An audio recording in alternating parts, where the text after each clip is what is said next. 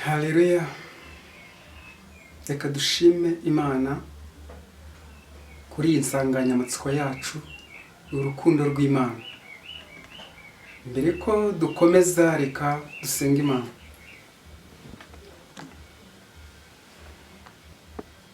Uhoraho Mana Data wa twese, icyubahiro ni icyawe. Ntacyo turi cyo, ariko hari icyo twifuriza, cyane kuko ukuri kwawe watanze, utanga amatwi yo kukumva. Agakiza kari mu biganza byawe kakirwe n'imitima ya benshi muri iyi si, kandi igikorwa wakoze cy'imibabaro ya Kristo cyumvikane mu bugingo bwacu, kugira ngo twongere gukizwa nayo mu izina rya Yesu Kristo. Amen.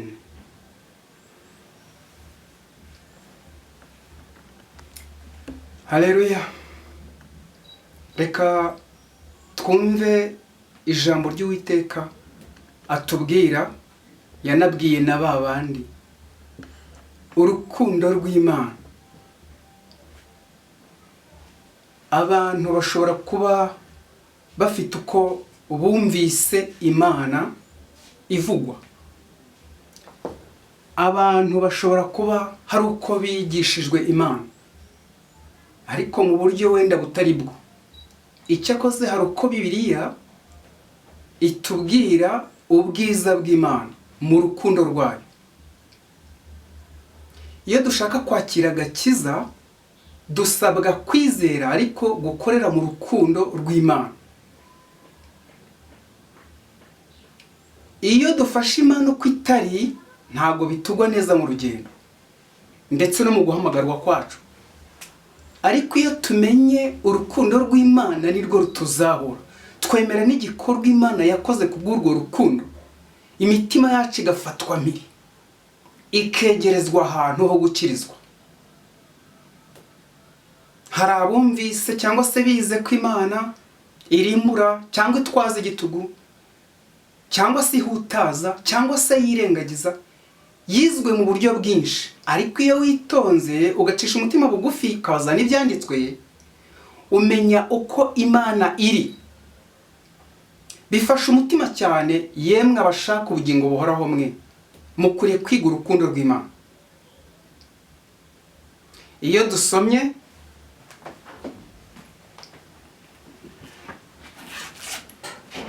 kuva igice cya 3,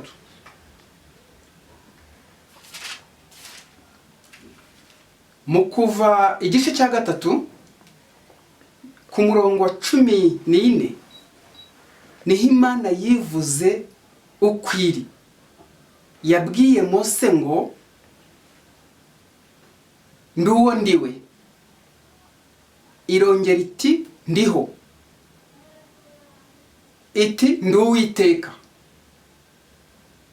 Imana mu kwivuga ukwiri yagira ngo idufashe kugira ngo tuyimenye mu bubyeyi bwayo no mu rukundo rwayo, mu mbabazi no mu mpuhwe zayo, kandi mu byo ibasha gukoresha imbaraga zayo kuri twe.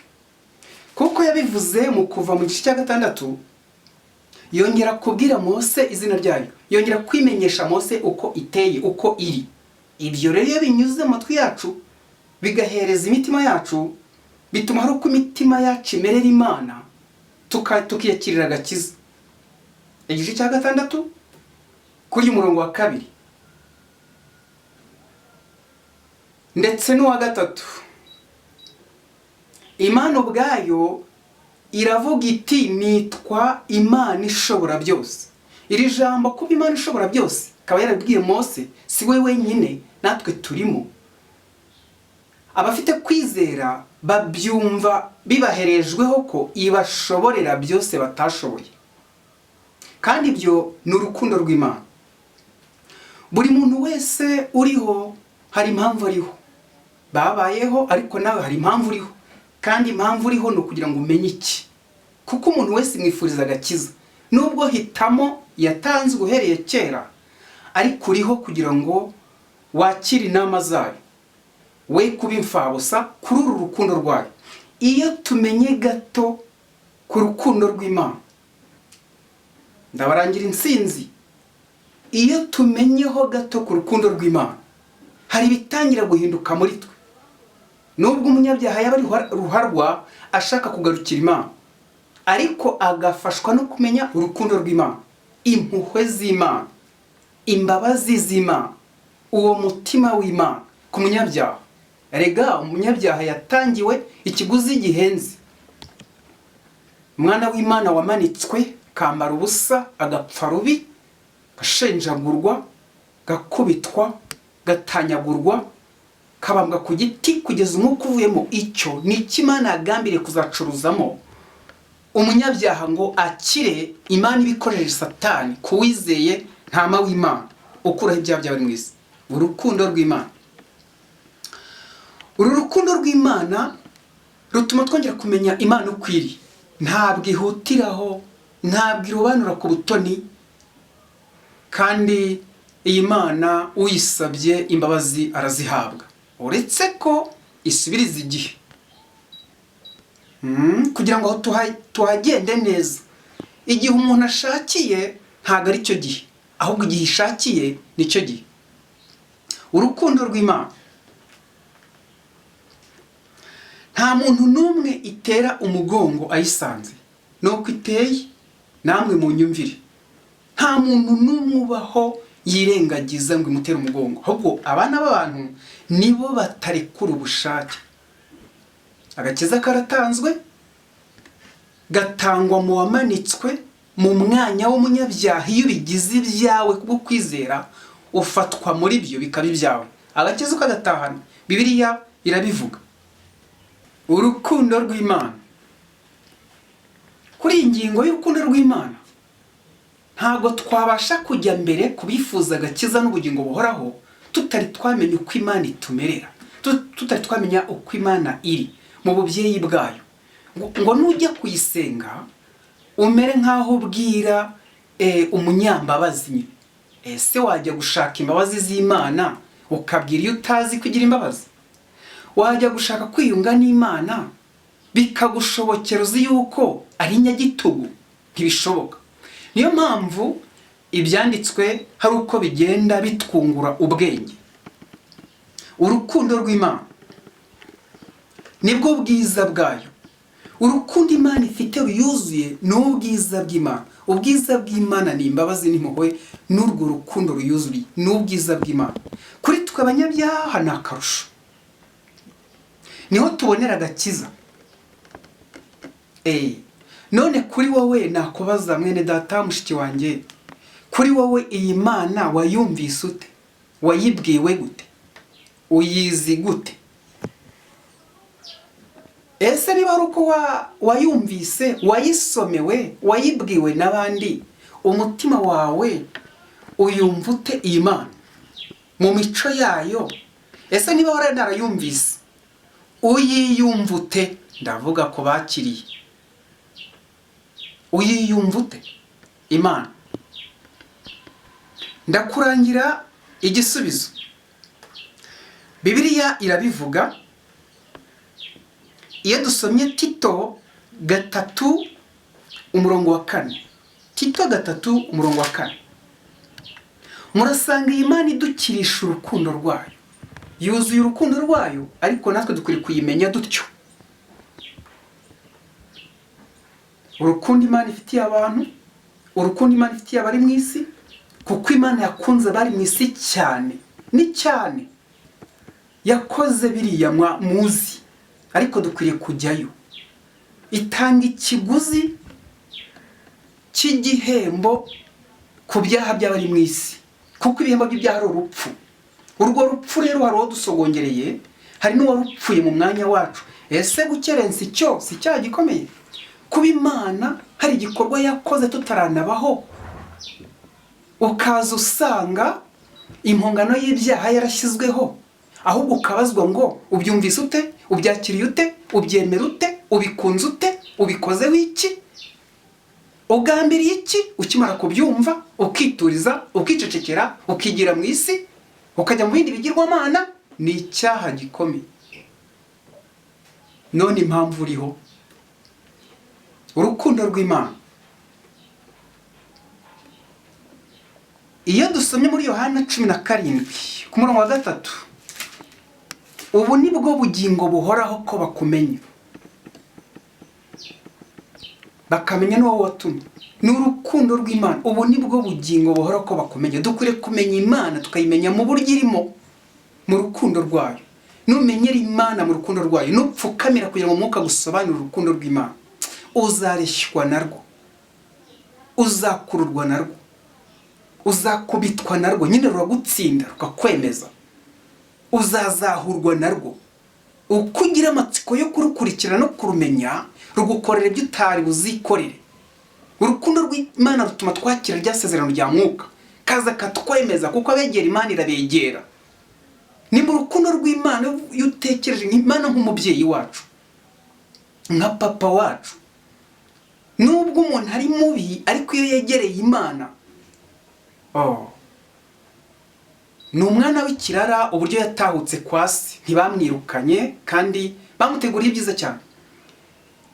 Iyo dufite umutima ufite inzara n'inyota byo gukiranuka, dukwiriye gukomeza gupfukamira, gusobanukirwa n'urukundo rw'Imana, kandi Mwuka Wera arabisobanura. Uru rukundo rwakunzwe umunyabyaha agatangirwa inshungu, impongano y'ibyaha bye, rukwiriye guturizwa washaka ukarekura igihe cyawe ndetse n'ubushake bwawe, bikagwa muri urwo rushundura rwitwa urukundo rw'Imana. Iradukiza itabitewe n'imirimo myiza twakoze, ahubwo idukirisha urukundo rwayo. Ibyanditswe bitwereka kuri iyi ngingo yitwa urukundo rw'Imana. Dushobora kuzumva ibindi bikurikiyeho, ariko reka tukurangire gupfukamira kugirira amatsiko urukundo rw'Imana igukunda. Byonyine ibyo wasimbutse bibi byakaguhitanye, uko witabwaho umunsi ku wundi, imyaka ku yindi, ukaba ungana utyo ungana. N'urukundo rw'Imana hari icyo ubereyeho, kugira ngo byibuze umenye, kugira ngo bamenye urukundo rw'Imana. Bibasha gukiza umutima wawe, kuko Uwiteka hari icyo avuga. Tubwirwa n'ibyanditswe muri Yohana 3, utabyawe ubwa kabiri nta bwami. Ku murongo wa 3, ni ijambo ryabwiwe Nikodemu, ariko igihe cya Nikodemu cyararangiye, cyarahise. Turabwirwa uyu munsi tutabyawe na Mwuka. Iyo twongeye kumenya ububyeyi bwa Data wa twese, Imana Papa wa twese, Data wa twese, twifuza kuba abana be, kandi tubaho rwose binyuze mu buryo bwa Mwuka, tukabyarwa na Mwuka.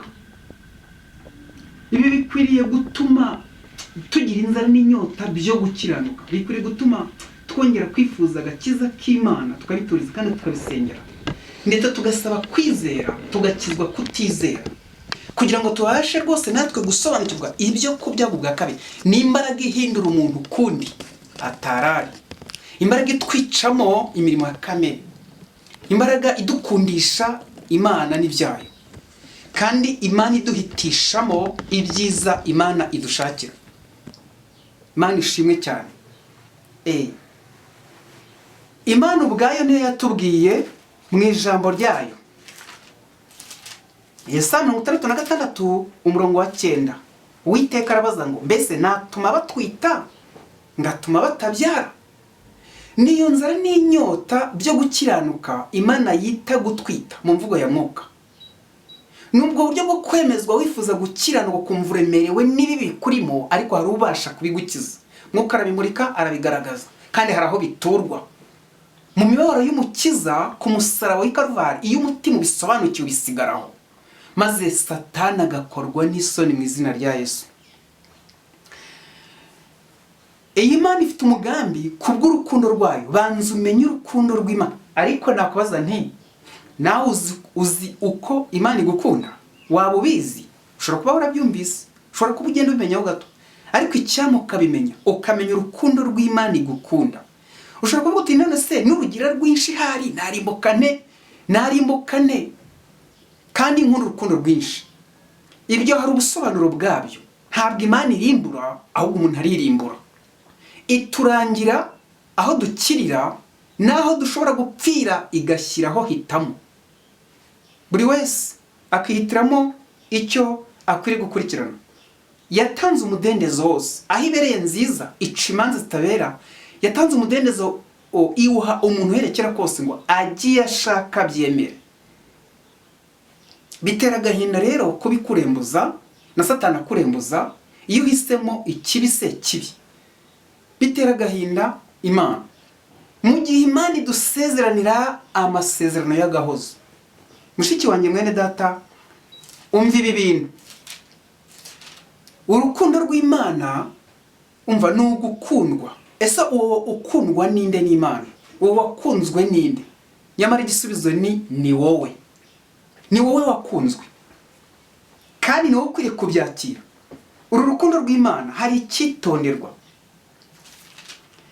Iyo dusomye amagambo yo muri Yeremiya 31:3, ni ukuri nagukunze urukundo ruhoraho, nicyo cyatumye ngukuruzi neza ntakwiyegereza.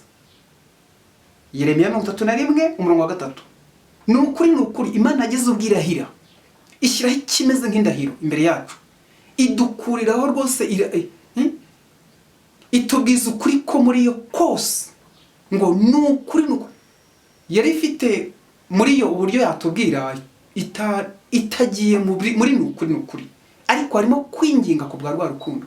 Ni ukuri nagukunze urukundo rurenze urw'abantu bo mu isi bakundana, ahubwo ruhoraho, urukundo keretse undetse, keretse unteye umugongo, keretse unyanze, keretse umbenze, keretse ubyanze, urwanjye ruhoraho. Iri jambo ryaramfashije. Nawe simbizi niba hari uburyo byagufashamo. Urwo rukundo ruhoraho rudatezuka, keretse umuntu ateye umugongo, keretse umuntu abyanze, keretse umuntu afunze amatwi ntabyumve. Ariko urukundo ruhoraho rutagabanuka ngo wenda Imana ndayibabaje irarugabanije, cyangwa se hari uko bigenze abandi bo iraba, si ibyo. Urukundo Imana ikunda umunyabyaha ntirugabanije. Nagukunze urukundo ruhoraho, nicyo cyatumye ngukuruzi neza. Iyo neza tuyibona mu uko bukeye n'uko bwije, tuyibona muri byinshi. Ngira ngo nawe urabizi, wabirondora, wakize impfu nyinshi, wasimbutse impfu nyinshi, kandi rwose uko ikwitaho urabizi kundusha, ubifitiye ubuhamya uko Imana igenda igufasha, urabizi. Iri sezerano ryumve neza, uraboneramo urukundo rw'Imana. Umva irindi, Yeremiya 29:11. Handitswe ngo erega nzi ibyo nibwira nzabagirira, ni ibyiza gusa nta kibi. Utwifuriza ikibi ni Satani. Ariko riratangaje, iri somo naryo ryankozemo, rirankorogosha, rimenyesha urukundo rw'Imana ku ntambwe nari ntaruziho. Erega mu byo twibwira, ibyo twibwira, erega nzi ibyo nibwira nzabagirira. Erega Uwiteka Imana yawe yakuremye izi ibyo ikwibwiraho izakugirira, nta kibi, ni ibyiza gusa. Ushobora kuvuga uti ibi binyenda mpura nabyo, ni mu nzira ifunganye, ariko hirya y'ibyo bifunganye, hirya y'ibyo biri kunanirana, hirya y'ibyo bikumerera nabi, hirya yabyo hari amahoro ndetse n'ubugingo buhoraho. Nzi ibyo nibwira nzakugirira, nubwo wagira uko oya ntitukabeshyera Imana. Nshuti, urukundo rw'Imana, iyi nsanganyamatsiko ikwiriye kumenywa n'abatahajuru bose, abifuza ubugingo buhoraho bose. Imana igukunda ite? Imana uyitekereza ute? Imana uyibwiraho iki? Imico yawe ni iyihe? Ibyo yakoze ni ibihe? Jya ubigarura mu bitekerezo byawe. Ese ubundi kuhomba ukabitekerezaho ukamenya n'impamvu zabiteye, kujya mu bindi, kumva inkuru y'uwawe wapfuye n'ibiryo ntubifate. Kuki gikorwa Imana yakoze kitatuma ngo kiducishe bugufi dutangire twonke ku mashereka yo mu Mana? Urukundo rw'Imana ruraryoshye, urusobanukiwe neza ubasha kumva bihindutse ukundi. Bagiye barusobanukirwa, urusobanukiwe neza, bagiye barusobanukirwa neza, bagasa nkaho cyakoze babisabasazi, babita abatambutwe, babita uko bashatse, ariko biramaze. Hirya gato ni ugucakira ubugingo buhoraho. Urukundo rw'Imana.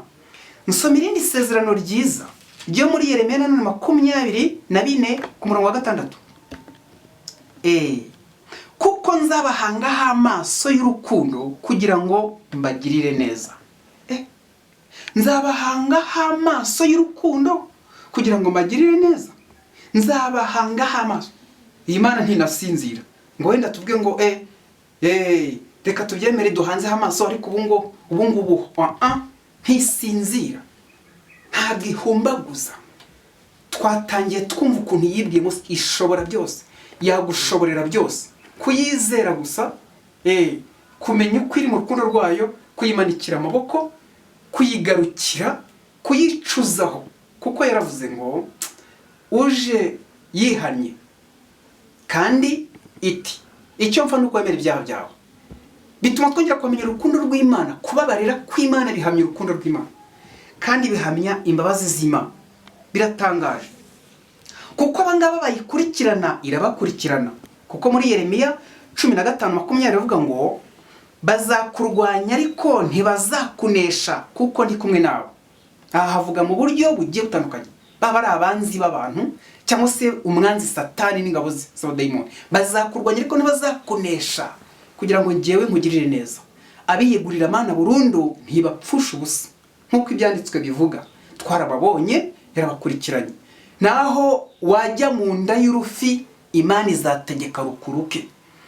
Naho washyirwa mu ngunguru y'amavuta, naho washyirwa ku kirwa Patmos, naho washyirwa mu rwobo rw'intare, Imana yitegetse yivuze biraba. Aka kantu ndakizi. Kuki Imana ikomeze gukurikirana umuntu wayo? Kuki Imana imufuhira cyane? Nawe byimenyere, urasanga ari rwa rukundo rw'Imana. Mu rukundo rw'Imana rero dukuri kuyimenyera.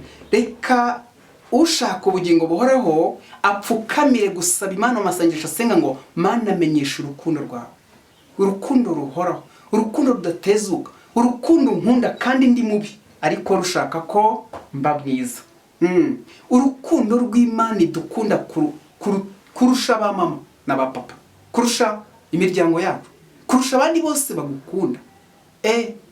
Urukundo Imana idukunda rurenza abadukunda, urw'abadukunda. Urwo rukundo ushaka warupfukamira, urwo rukundo ushaka waruturiza, urwo rukundo ushaka warwakira, kandi mu kwizera no mu gupfuka musenga Imana utigize shyashya nka Nikodemo, ugaca bugufi kugira ngo Imana ikumanurire ibyo udafite, iguhereze ibyo utigeze wumva. Urukundo rw'Imana rutuma twongera kumva ibitarigeze byumva, kandi tukongera tukiyumva ibyo tutigeze kwiyumva, tukanareba ibyo tutigeze tureba. Urukundo rw'Imana rutuzahura, urukundo rw'Imana ruratwica, rukatwicamo ibikwiriye gupfa, kandi rukatuzurana na Kristo tukaba bazima mu by'umwuka. Amahoro agatemba nk'uruzi. N'amasezerano y'Uwiteka aho mu butayu bw'umutarwe, Imana izahindura ibidendezi mu izina rya Yesu Kristo. Reka dusenge Imana.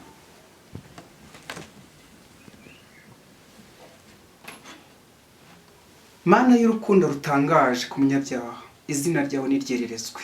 Ibi byose wabikoze bikurimo. Ijambo ryawe riduhamiriza uko uri. Reka imitima yacu byumve neza, twe kujarajara, ahubwo tumenye uko utumereye.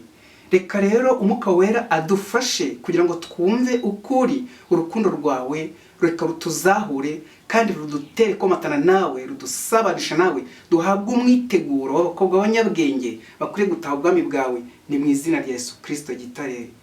Amen.